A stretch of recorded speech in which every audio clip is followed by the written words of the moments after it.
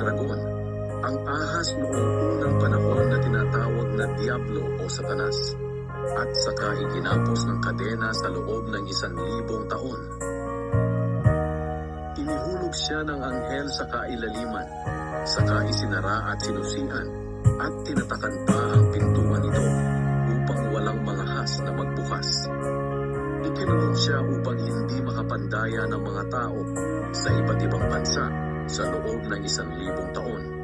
Pero pagkatapos ng 1,000 taon, pakakawalan siya sa loob ng maikling panahon.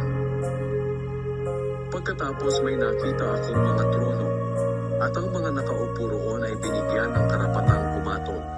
Nakita ko rin ang kaluluwa ng mga taong pinugutan ng ulo dahil sa pangangaral nila tungkol kay Jesus at dahil sa pagpapahayag nila ng salita ng Diyos. Ang mga ito ay hindi sumamba sa halimaw o sa imahe nito at hindi tumanggap ng tatak nito sa noo o kanang kamay nila. Binuhay sila at binigyan ng karapatang maghari na kasama ni Kristo sa loob ng 1,000 taon. Ito ang unang pagkabuhay ng mga patay. Ang ibang mga patay ay sakalang bubuhayin pagkatapos ng 1,000 taon.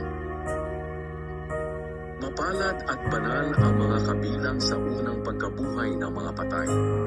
Walang kapangyarihan sa kanila ang ikalawang kamatayan. Magiging mga pari sila ng Diyos at ni Kristo, at maghaharing kasama niya sa loob ng 1,000 taon. Pagkatapos ng 1,000 taon, pakakawalan si Satanas mula sa kanyang bilangguan.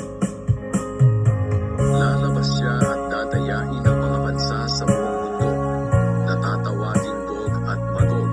Titipunin sila ni Satanas at isasama sa pagkikipagdigma sa mga mananampalataya.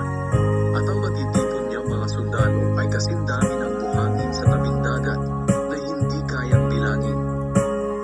Kakalat sila sa buong mundo at paliligiran nila ang kampo ng mga banal at ang pinakamamahal na lungsod.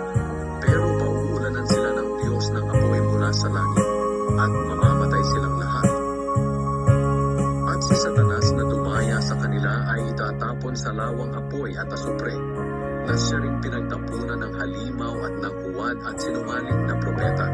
Magkakasama silang parurusahan at pahihirapan, araw-gabi, magpakailanman.